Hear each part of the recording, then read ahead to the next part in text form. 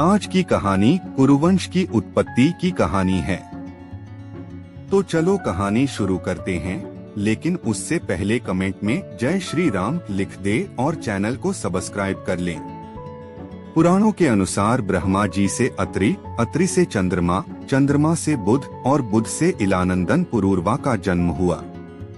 पुरूरवा से आयु, आयु से राजा नहुष और नहुष से ययाति उत्पन्न हुए।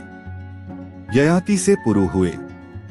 पुरु के वंश में भरत और भरत के कुल में राजा कुरु हुए। कुरु के वंश में शांतनु का जन्म हुआ। शांतनु से गंगानंदन भीष्म उत्पन्न हुए। उनके दो छोटे भाई और थे, चित्रांगद और विचित्रवीर्य। ये शांतनु से सत्यवती के गर्भ से उत्पन्न हुए थे। शांतनु के स्वर्गलोक चले जाने पर भीष्म ने अविवाहित रहकर अपने भाई विचित्रवीर्य के राज्य का पालन किया। भीष्म महाभारत के प्रमुख पात्रों में से एक हैं। ये महाराजा शांतनु के पुत्र थे। अपने पिता को दिए गए वचन के कारण इन्होंने आजीवन ब्रह्मचर्य का व्रत लिया था। इन्हें इच्छामृत्यु का वरदान प्राप्त था। एक बार हस्तिनापुर नरेश दुष्यंत आखेट खेलने वन में गए। जिस वन में वे शिकार के लिए गए थे, उसी वन में कण्व ऋषि का आश्रम था। कण्व ऋषि के दर्शन करने के लिए महाराज दुष्यंत उनके आश्रम पहुंच गए। पुकार लगाने पर एक अति लावण्यमयी कन्या ने आश्रम से निकलकर कहा कि राजन, महर्षि तो तीर्थ यात्रा पर गए हैं, किंतु आपका इस आश्रम में स्वागत है। उस कन्या को देखकर महाराज दुष्यंत ने पूछा, बालिके आप कौन हैं? बालिका ने कहा, मेरा नाम शकुंतला है और मैं कण्व ऋषि की पुत्री हूँ। उस कन्या की बात सुनकर महाराज दुष्यंत आश्चर्यचकित होकर बोले, महर्षि तो आजन्म ब्रह्मचारी हैं, फिर आप उनकी पुत्री कैसे हैं? उनके इस प्रश्न के उत्तर में शकुंतला ने कहा, वास्तव में मेरे माता पिता मेनका और विश्वामित्र हैं। मेरी माता ने मेरे जन्म होते ही मुझे वन में छोड़ दिया था, जहाँ पर शकुंत नामक पक्षी ने मेरी रक्षा की। इसीलिए मेरा नाम शकुंतला पड़ा। उसके बाद कण्व ऋषि की दृष्टि मुझ पर पड़ी और वे मुझे अपने आश्रम में ले आए। उन्होंने ही मेरा भरण पोषण किया। जन्म देने वाला, पोषण करने वाला तथा अन्न देने वाला, ये तीनों ही पिता कहे जाते हैं। इस प्रकार कण्व ऋषि मेरे पिता हुए। शकुंतला के वचनों को सुनकर महाराज दुष्यंत ने कहा, शकुंतले, तुम क्षत्रिय कन्या हो। यदि तुम्हें किसी प्रकार की आपत्ति न हो तो मैं तुमसे विवाह करना चाहता हूँ। शकुंतला भी महाराज दुष्यंत पर मोहित हो चुकी थी, अतः उसने अपनी स्वीकृति प्रदान कर दी। दोनों ने गंधर्व विवाह कर लिया। कुछ काल महाराज दुष्यंत ने शकुंतला के साथ विहार करते हुए वन में ही व्यतीत किया। फिर एक दिन वे शकुंतला से बोले, प्रियतमे, मुझे अब अपना राजकार्य देखने के लिए हस्तिनापुर प्रस्थान करना होगा। महर्षि कण्व के तीर्थ यात्रा से लौट आने पर मैं तुम्हें यहाँ से विदा कराकर अपने राजभवन में ले जाऊंगा। इतना कहकर महाराज ने शकुंतला को अपने प्रेम के प्रतीक के रूप में अपनी स्वर्ण मुद्रिका दी और हस्तिनापुर चले गए। एक दिन उसके आश्रम में दुर्वासा ऋषि पधारे। महाराज दुष्यंत के विरह में लीन होने के कारण शकुंतला को उनके आगमन का ज्ञान भी नहीं हुआ और उसने दुर्वासा ऋषि का यथोचित स्वागत सत्कार नहीं किया। दुर्वासा ऋषि ने इसे अपना अपमान समझा और क्रोधित होकर बोले, बालिके, मैं तुझे शाप देता हूँ कि जिस किसी के ध्यान में लीन होकर तूने मेरा निरादर किया है, वह तुझे भूल जाएगा।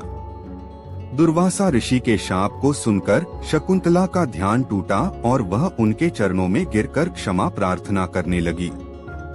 शकुंतला के क्षमा प्रार्थना से द्रवित होकर दुर्वासा ऋषि ने कहा, अच्छा, यदि तेरे पास उसका कोई प्रेम चिन्ह होगा तो उस चिन्ह को देख उसे तेरी स्मृति हो आएगी। महाराज दुष्यंत से विवाह से शकुंतला गर्भवती हो गई थी। कुछ काल पश्चात कण्व ऋषि तीर्थ यात्रा से लौटे, तब शकुंतला ने उन्हें महाराज दुष्यंत के साथ अपने गंधर्व विवाह के विषय में बताया। इस पर महर्षि कण्व ने कहा, पुत्री, विवाहित कन्या का पिता के घर में रहना उचित नहीं है। अब तेरे पति का घर ही तेरा घर है। इतना कहकर महर्षि ने शकुंतला को अपने शिष्यों के साथ हस्तिनापुर भिजवा दिया। मार्ग में एक सरोवर में आचमन करते समय महाराज दुष्यंत की दी हुई शकुंतला की अंगूठी, जो कि प्रेम चिन्ह थी, सरोवर में ही गिर गई। उस अंगूठी को एक मछली निगल गई। महाराज दुष्यंत के पास पहुंचकर कण्व ऋषि के शिष्यों ने शकुंतला को उनके सामने खड़ी करके कहा, महाराज शकुंतला आपकी पत्नी है, आप इसे स्वीकार करें। महाराज तो दुर्वासा ऋषि के शाप के कारण शकुंतला को विस्मृत कर चुके थे, अतः उन्होंने शकुंतला को स्वीकार नहीं किया और उस पर उल्टा होने का लांछन लगाने लगे। शकुंतला का अपमान होते ही आकाश में जोरों की बिजली कड़क उठी और सबके सामने उसकी माता मेनका उसे उठा ले गई। जिस मछली ने शकुंतला की अंगूठी को निगल लिया था, एक दिन वह एक मछुआरे के जाल में आ फंसी। जब मछुआरे ने उसे काटा तो उसके पेट अंगूठी निकली। मछुआरे ने उस अंगूठी को महाराज दुष्यंत के पास भेंट के रूप में भेज दिया। अंगूठी को देखते ही महाराज को शकुंतला का स्मरण हो आया और वे अपने कृत्य पर पश्चाताप करने लगे। महाराज ने शकुंतला को बहुत ढूंढवाया किंतु उसका पता नहीं चला। कुछ दिनों के बाद देवराज इंद्र के निमंत्रण पाकर देवासुर संग्राम में उनकी सहायता करने के लिए महाराज दुष्यंत इंद्र की नगरी अमरावती गए। संग्राम में विजय प्राप्त करने के पश्चात जब वे आकाश मार्ग से हस्तिनापुर लौट रहे थे तो मार्ग में उन्हें कश्यप ऋषि का आश्रम दृष्टिगत हुआ। उनके दर्शनों के लिए वे वहां रुक गए। आश्रम में एक सुंदर बालक एक भयंकर सिंह के साथ खेल रहा था।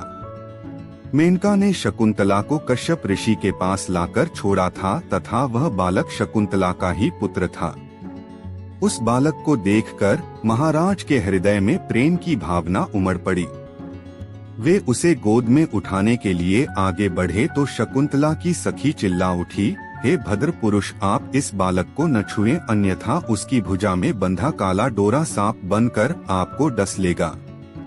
यह सुनकर भी दुष्यंत स्वयं को न रोक सके और बालक को अपने गोद में उठा लिया। अब सखी ने आश्चर्य से देखा कि बालक के भुजा में बंधा काला गंडा पृथ्वी पर गिर गया है। सखी को ज्ञात था कि बालक को जब कभी भी उसका पिता अपने गोद में लेगा, वह काला डोरा पृथ्वी पर गिर जाएगा। सखी ने प्रसन्न होकर समस्त वृतांत शकुंतला को सुनाया। शकुंतला महाराज दुष्यंत के पास आई। महाराज ने शकुंतला को पहचान लिया।